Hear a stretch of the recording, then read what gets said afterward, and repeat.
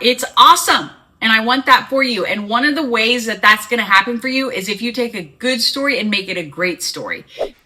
That is whoever made that decision, you're an idiot. I'm sorry. Oh yeah, this is setting up to be epic. It's like, I mean, I don't know how else to explain it.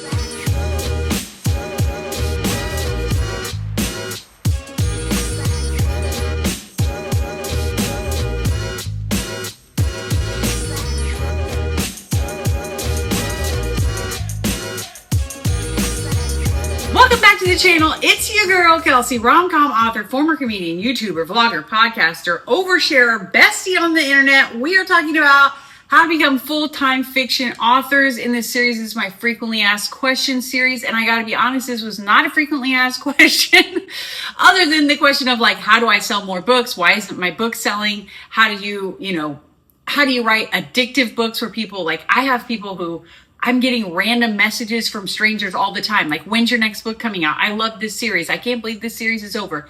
That is so fulfilling as an artist to finally, because if you haven't watched my videos, if you're new here, I am a failure. I am a creative failure. I failed a lot here on this channel. I had this amazing talk show that made $0. I have done all the creative things over the years. I started out as a musician, and I bet many of you feel my pain there. Was going to be a singer-songwriter, pop star, superstar. Hope you're sitting down, but that didn't work out. But even moved to LA, worked as a comedian. I mean, I've just done all the things, and most of them failed. And it was in a time after deep depression that I had just kind of quit everything. I had been writing a musical at the time, and that series died in development. And when that series died, so did my will to carry on. And then my body was like, oh, are we resting now? And I got super sick, and I did nothing but read fiction for weeks. And after like totally shutting down, it was like my brain recalibrated with new creative ideas. And I am a Christian. I think God was helping me out because I didn't realize we were going to go from having one child to 6 children within a year, but that happened. And I would not have been able to tour as a comedian. I'm still not able to tour as a comedian with so many small, very needy children. Getting back around to the point of this video, it's amazing to actually have fans, to actually make a lot of money from your art. It's awesome. And I want that for you. And one of the ways that that's going to happen for you is if you take a good story and make it a great story. If you take a pretty good series and make it a totally addictive series, okay? And I want to do this by breaking down, this is going to be a review. It's my first ever movie review, I guess. This is the movie review no one asked for. But my husband and I recently, we were just trying to detach from adulting with 6 kids. And we decided to watch Superman, the latest Superman, okay? All the components are there. All of the pieces are there for a great story. But it ended up being meh. And I'm going to tell you exactly why, because I bet a lot of you watched that movie and you're like, this just wasn't great. And I'm going to explain all the reasons why. It was good, but it wasn't great, okay? It started off strong, and this is a good thing we want to do as writers. Like, it dove right into the action. It said something like, 3 years ago, aliens came. 3 months ago, such and such. 3 minutes ago, Superman lost a battle for the first time. I'm like, oh yeah, this is setting up to be epic. And I love epic stories. I love the Avengers. I love Star Wars. I love Harry Potter. I love Star Trek. I love all the big stories, Lord of the Rings. I mean, I am in, okay? And I mean, I've watched the Superman movies, the Batman movie, all of it. And so I was locked and loaded, ready to go. But then it just kind of never lived up to that amazing expectation right at the beginning, where it was like right into the action and it had me kind of intrigued. Okay, that's a big piece of taking a good story and making it a great story. And I'm going to ask it this way. Do you have some question in your story that's not answered until the end? That will take your story and make it more addictive to the reader. It doesn't have to be huge. It could be huge. In my romantasy series, the world is dying Okay, well, that's a big question. And it's not answered right until the end of the trilogy, obviously. So that is a big question that even if some of obviously with Harry Potter, let's take Harry Potter as an example, we're trying to figure out what's going to happen with Harry and Tom.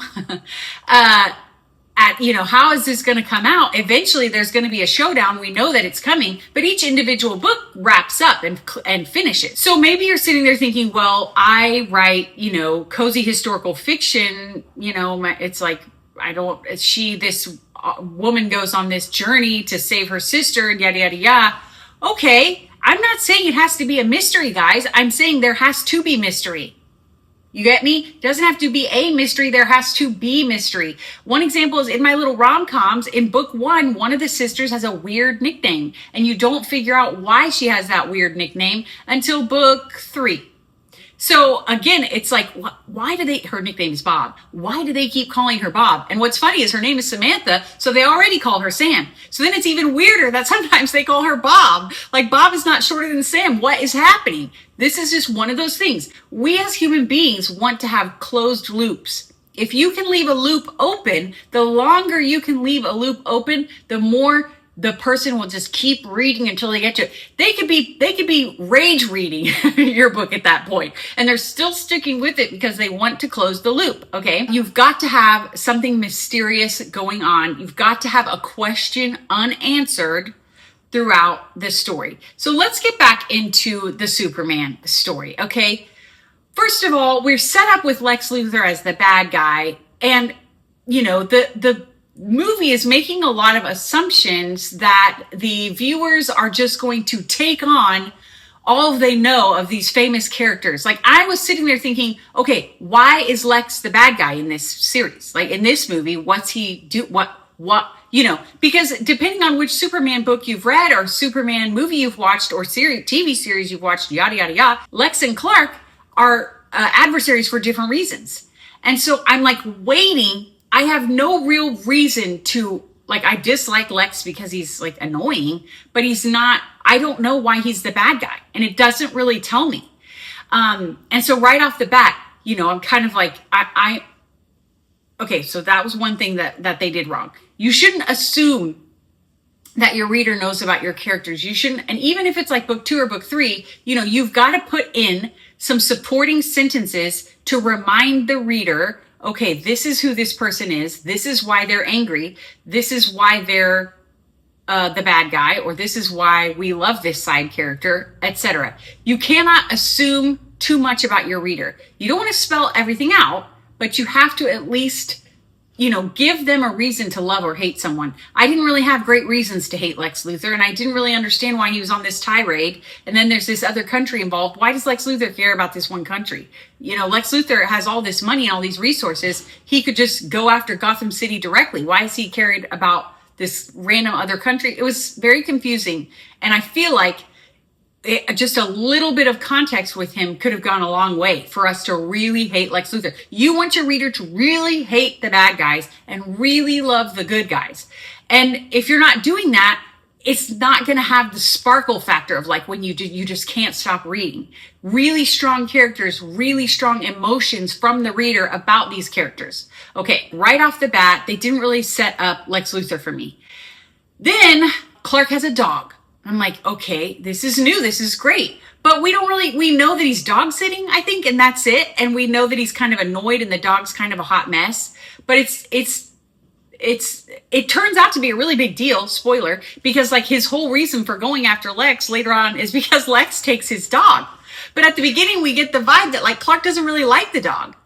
That doesn't, why is Clark going to burn the world down for a dog he doesn't like? That's another example of you've got to set up the relationships in a way that really work, okay? In this movie, right when we get into it, Clark Kent and Lois Lane are already together. That is whoever made that decision, you're an idiot. I'm sorry. Come for me. Come for me. Tell me if I'm wrong, but everyone who likes a romance, who's interested in romance, why did you put them together right at the beginning? Now, I got to admit, I'm like, oh, she already knows about him. Okay, cool. She could have already known about him. That would have made it different and new and fresh. Like, we're not going to have the big reveal like, oh, this Clark Kent is Superman, which I would have preferred. But I'm like, all right, this could be new and different. She already knows who he is. There's some complexities there. She's trying to figure it out. No, they were already together. Their very first scene, I think they make out a little bit. I was like, okay. And then they have like a halfway breakup, and then they get back together at the end. And it was just all so stupid. I'm spitting everywhere. It wasn't stupid in that Lois, had her reservations, but her reservations were like, I don't know that you should be, playing God. Well, this is a superhero movie. Like, he's a superhero. That whole thing, you've got to have teeth. It's got to have teeth. She's already with this guy. I don't think she's going to suddenly break up because he decides to go do what he's always done, which is save the world because he's a super alien. Okay. If this movie had started out with them not together, I guarantee it would have taken it for me from like a 2 to 3 star movie to at least a 3 to 4 star movie, because I want to see a couple fall in love, as does every woman almost. All the men who drag their girlfriends and their wives to see that movie. We wanted our little romance subplot, please. And we didn't get it. Again, that was a question that should have been another question that should have been left unanswered until 75%. 80% of the story, they finally get together. 90%, I like mine right at the end. If you read my books, I'm going to drag you all the way to the end for them, to finally solidify and get together. And some readers don't like that, but my readers do. And I, as a writer, like it. And the people doing this movie should have made it where, are they actually going to get together? Or is this going to be the movie where Clark Kent falls for someone else, or Lois decides she can't be with him? Like, is that what's going to happen in this movie? Oh my gosh, that would have made it just delicious to me. Another example of just sort of, it was okay, but it wasn't great. The stakes. Okay. Your reader knows they're reading fiction. Do we need to say that again? Your reader knows they're reading fiction, especially fantasy, especially sci-fi. But even within, I write billionaire romance, all of us have seen what real billionaires look like, okay? Warren Buffett, all right? Jeff Bezos. I'm writing like 6'3", built, super hot, great hair, billionaires. My readers understand this is a fictional world. They are okay with that. But at some point, you can take it too far. And with the Superman movie, this thing was that the bad guy, Lex Luthor, creates a pocket universe, which again, I'm like, okay, I can stay with it. There's like a, weird device, and they have to go through this portal to get to this pocket universe. It's kind of a cool concept. I'm fine with it. But then the pocket universe starts to like rip the fabric of the earth, the world that we're supposed to be in. And it literally starts splitting the world in two. Like, we all know, I mean, come on. If the world split in two, that's it. The earth is over. The earth doesn't just open up and like magma just comes. Like, the whole thing was too unbelievable, even in that world, in my opinion. It would have been much better if we had all this tension building towards a countdown. Like, you have 2 seconds left before the split happens. You have 30 seconds left, Clark, before the split happens. And like, we're all like, and like we have seen now with other superhero movies that sometimes main characters die. Sometimes the whole world does fall apart. Avengers, I'm looking at you. So sometimes I'm like, oh my gosh, is this world really going to implode? Are they going to have to rebuild? Is the bottom actually going to fall out? Okay. But in this movie, it's like literally the ground splitting in half. And I'm just sitting there thinking, no, I mean, this is like a really bad earthquake. And then, buildings are perfectly splitting in half. I mean, they could have made me believe that in some other context, but not the context of the universe is splitting in half. If the universe is ripping, we all die. Like, what? Tell me if you disagree, but I just felt like the stakes were falsely high. Okay. They were trying to make it like the whole world's going to implode, but then the world wasn't imploding. It was just a really big crevice in the ground. Okay. This is the lesson. If you're going to make the stakes high, make the stakes high. Make it really high where we're all on the edge of our seat as to what happens if this author or creator actually lets the world implode. Like, what is going to happen if Thanos actually snaps?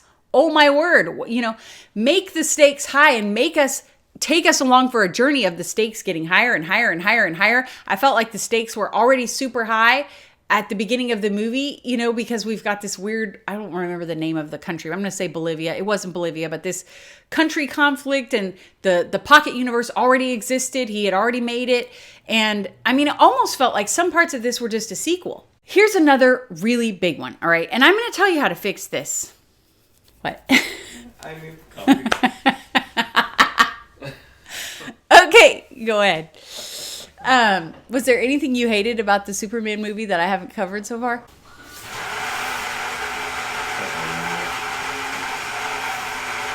Pardon the brief interruption. What my husband said was it's really hard to make a great Superman movie because he is so invulnerable. He's so perfect. He has no weaknesses. Now, there is kryptonite, but kryptonite, is, you smash it, you throw it away, you hurl it off into space, and then he recovers. Spoiler, in this movie, he doesn't know it, but he's fighting a clone of himself, which I thought was actually kind of smart. But then there was, he sees the clone of himself and there's no real struggle. He just chucks him into a black hole, where I would have thought, man, if he's looking at his own face and his own body and his own self, like maybe he would wrestle a little bit with just destroying himself. Okay. Again, like, your reader's gonna go with you only so far. Like, the human condition, that's one of those things. Like, even your superheroes have to have some of the humanity to them. Your villains have to have the humanity to them. You've got to have those emotions. We want to escape, and you're not going to escape if it's emotionless. Like, if you're reading a textbook, you'll fall asleep. I mean, some people would love textbooks, and that's good for them. But for most of us, we want to be entertained. We want to be taken on a journey, and you have to have the emotions. You have to have the human experience. Okay, so the next big one that I think is where I really feel like new authors and new writers really struggle with this one specific thing when they start out. And I did this. In my romantasy trilogy, and I went back and fixed it before publishing. So in the Superman movie, okay, Superman he finds out, like, super predictable, which is fine if some things are predictable in your story, but he finds out the rest of this message from his parents actually tells him to, like, destroy the world, not save it. He always thought the message said to save it. The message said to destroy it. Okay. We all saw that coming. Whenever we saw that there was half the message, only half the message, we all knew, like, it was going to be the opposite of what we thought. And that's fine. And so public opinion changes in the blink of an eye. In 1 second, the entire world hates him, which that's a pacing issue. I felt like this movie had a lot of pacing issues. So that's, again, in your story, you've got to be giving the characters and the reader time to process and respond. Like, process what's happening, respond to what's happening, react, make a plan. Like, it would take time for public opinion to completely change. I mean, we live in a crazy world when it comes to the internet and instant news. So I get that it would be pretty quick. But to me, in the movie, it felt like, oh, we're spending zero time on this. Okay, everyone hates him. So he goes home and he sits down with his dad, his adopted dad, and his adopted, farmer, salt of the earth dad, like, sits him down on the bench. It's very picturesque. There's music, calm music in the background. And he tells him, like, you are not what public opinion is. You are who you are from your actions and, the man that you are, blah, blah, blah. Now, this was supposed to be really touching. It was obvious. It was supposed to be an emotional moment. It was supposed to be really moving. And it wasn't at all. You know why? Because we had zero context of his relationship with that adopted father. Like, we never saw them. We saw them puttering around on the farm at one point, I think. But, like, we never saw Clark engaging with his adopted parents over time. Now, that would have been really powerful if they had made the story like a tiny 30-second clip at the beginning of Clark as a teenager fighting with his farmer dad. Like, just rebelling and being angry, and, like, they've had a lot of tension in their relationship. Then he goes home and his dad finally tells him, like, you're great, son. I'm so proud of you. I love you so much. You've always been wonderful. You're the savior the world needs. I'm bawling my eyes out because I so relate as a parent to like having conflict, and then you hope that you can encourage your child and that there's this reconciliation, and it's so beautiful. As a child, all of us want to hear our parents say they're proud of us and like, finally, finally you're proud of me and I'm enough and I'm good enough, all that stuff. We all would have been weeping. But there was none of that. There was no backstory. Now, I'm going to give you my own example. My hero, I had him where he was going onto the battlefield and he had left his home country and was afraid no one would show. And then there's this moment where the army shows up and they come and they fight for him. But when I wrote it the first time, I had forgotten to put in all of his shame and his turmoil over leaving his home. I had forgotten to put in the camaraderie that he used to feel with the soldiers because he used to lead those soldiers and he used to be their commander in chief and he left. All of that conflict, I forgot to put it in. And so and the reason why is because your girl loves romance and I'm just really focusing on the romance developing. And so when I got to that moment, I wrote it and then I went back and read it, and I was like, there's some pieces missing here. And I kind of had to think about it. And then I realized like, no, this doesn't make sense for this to be this inspiring, like emotional, like, oh, the people still love him. Like you're getting verklempt. I don't know, whatever the word is I'm trying to think of. You're getting all worked up as the reader in this moment because you love him and you want him to see like everybody still loves you, buddy. Everybody, you're still the champion, right? But that doesn't exist if you don't go through his shame and the history there, which I had forgotten to like write in sort of the flashback, his internal thoughts, which I don't have a lot of his point of view. So I had to get creative on how I weave this all into the first third or 2/3 of the story. And I also want to say on the Superman movie, Lois was really like angry and you could tell she was kind of prickly and introverted and not really wanting to open up to people. But we don't know why. So again, I'm like, well, why is Lois the way that she is? Why is Lois this, kind of prickly black cat with Clark, who is, so great. We all love Clark Kent, we got to figure out why are they like, again, I would have liked it if we had seen her prickly background, but here's sorry, I'm just like going off. Listen, How You Fix It is so simple. It would have been 30 seconds of her talking with a coworker, okay, explaining some offhanded comment about her past relationships, okay? So maybe because their relationship is a secret, a coworker asks her like, hey, are you seeing anyone? And she could turn and be like, because the last 4 boyfriends have worked out so well. Do you not remember? One cheated on me. One stole my credit card. One only wanted access to the Daily Planet. Like, and one was secretly in love with my sister the whole time. Okay. Now we understand why she's a snarky little bee, don't we? Because she's been burned and she doesn't trust anyone. Or, it could not even be about men, but she is the relationship romantic subplot. So I feel like it should have been. But it could have been like she was passed over for promotion and promotion and promotion and promotion. And like there was sexism in the workplace and she was never getting her due. And like she's just so burnt out of being neglected professionally. Something. Give us something. There was just so little depth. I guess that's the main point of my video today. If you want the reader to care about it, you've got to give them some depth. Now with this to fix it, okay, you only have to, like I just gave you the example with Lois Lane of a 30-second conversation. If you're writing that in your story, if you go back and like, I need to add more grit to this, I haven't fully explained why we hate this guy, or I haven't fully explained again, Lex Luthor, maybe Lex tried to become famous for something. He worked his science, he kept thinking he would get the Nobel Prize or get whatever, scientific awards, and he wanted to be famous and had been working towards it his whole life. And then Clark Kent shows up on the scene as an alien and is instantly famous and instantly loved and instantly everywhere. I get the setup now. I get it. Especially, and I would hate him even more if we knew that he had cheated to get there. So not only was he desperate to just be famous and be known, which is okay, but he had cheated and hurt others and he had, stepped on everyone else on his way to the top. Maybe we get, a tiny clip of him stealing his assistant's work. We get a clip of him, being firing someone or breaking a competitor's product. These types of clips can be very fast. And as a writer, these kinds of things can be done in one simple set of dialogue, one flashback, one third-party explanation.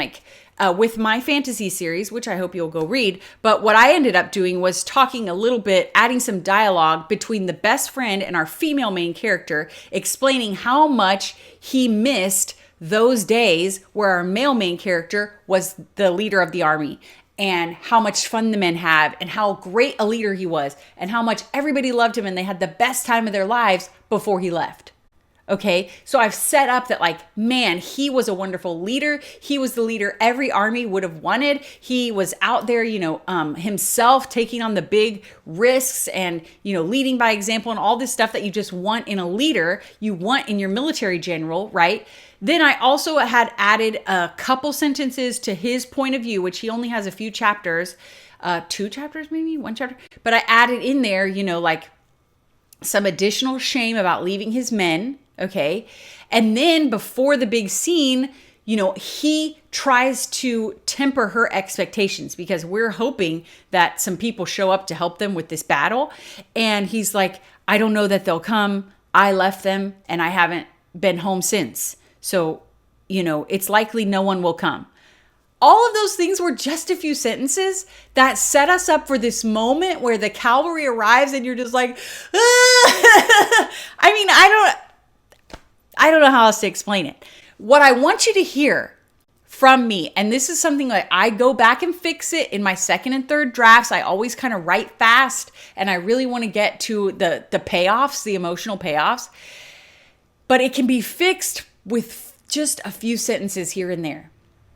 What the emotional payoff that you want, or the moment that you want us to hate someone and they finally have their downfall, or the moment that there's a big face off, or the moment that there's finally a kiss, or the finally moment, if it's not hitting, if it's not, then I want you to take what are the characters here, who are the characters here, and go back and see, can I add one sentence of a side thought, one paragraph of a flashback or a memory, a dream. Guys, it's so simple to fix this problem, but you have to realize that you have the problem first. If all of your beta readers come back or your first round of reviews come back and your story is 3-star stories, they're like, it was good, but I didn't love it. I'm telling you, that's why. You wrote too fast, you skipped some. Now, obviously, if you've got big plot holes or you've got, things wrong with your world, things that don't make sense, that can be an issue too. And again, most of this stuff is super fixable with short tweaks. I think we as writers are like, screw it, I'm gonna have to rewrite the whole thing because we tend to be dramatic and we are perfectionists. And, maybe we're very detailed in the wrong places. Maybe you write really great worlds and you struggle with the character part. I write really great characters, really great dialogues. I really excel with the relationship pieces. And I realize I've gone the whole book and I forgot to describe what anything looked like. I forgot to describe any smells. There's no seasons. This happens to me almost every single time. I have to go back in my book and be like, Kelsey, where are they? Are they standing on a cliff in the winter? No one would know because you didn't say. But again, this is a quick fix with a few sentences strategically placed throughout the book. Now, are there times where you're going to have to rewrite a whole section or, change the entire ending or something like that? Maybe so. But if you're plotting things out at the beginning of your series, if you're figuring out your world, it's going to be easier to not forget those things. And every writer is different. I don't know if you, some people might need a checklist when they go back through their book, but for me, I just know myself. And so I usually leave a note in Scrivener. I use Scrivener, which has the main writing window, and then you can leave notes on the side. So I'll leave a note right when I think of it.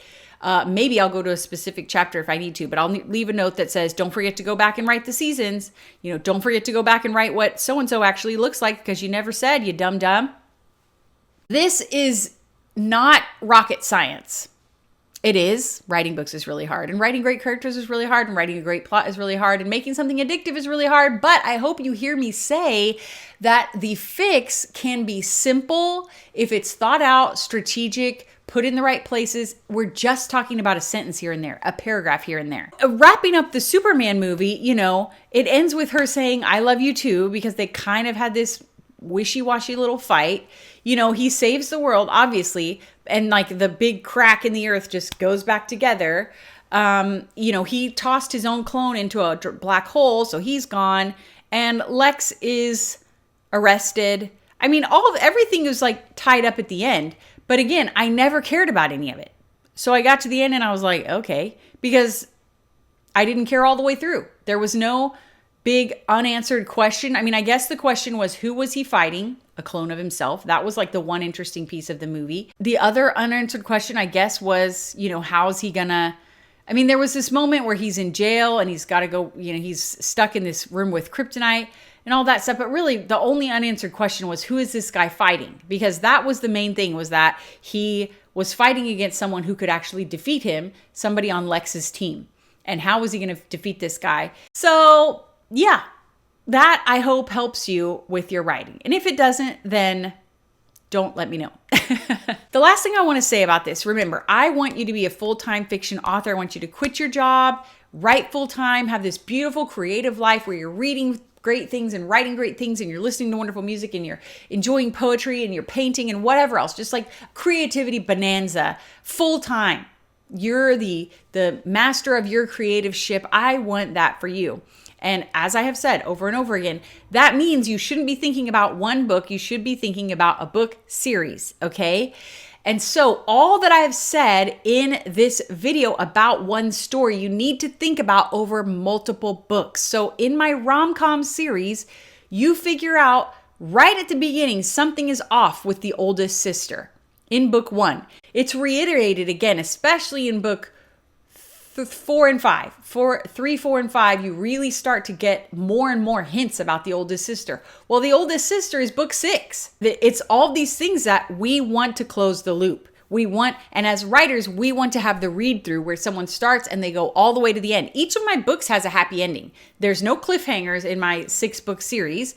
Each couple gets together and they have a happily ever after. But there's something. There's small things like the nickname example, and then big things like this entire character story with the older sister that doesn't get told until book 6. Also, when you're going through these later books, you're able to do callbacks to the first few books of, things that people loved, people's most favorite moments of books 1, 2, and 3. You can kind of give shout outs or flashbacks or little sentence like, just delightful little things that remind people how much they love this series, how much they love the family, the friend group, the world that you've built. And that means you plan out your series ahead of time. You plot this stuff out over time, and can be one sentence here and there, one paragraph here and there, rewriting one scene or 2 scenes over a multi-book series. And that's going to take things from good to great. I hope this helped. I hope you'll consider subscribing to this channel. I have these writing tips every week. I have my writing vlog every week until the end of the year. I'm working on my writing goals on a 90-day sprint. And I also have my funny uplifting podcast, which is more self-help comedy. It's not about writing. It's just general. Subscribe, leave a like, leave me a comment. Let me know what else you want to know about becoming a full-time fiction author. And if you want to stalk me and check me out, you can see, can this girl even write? Is she even any good? You can start with Happy Christmas, which just came out a few weeks ago. That's my new holiday rom-com. And you can stalk me in person in Dallas and Oklahoma City in November on the 13th and the 20th. I hope I'll see you again if you come back next week for the next video.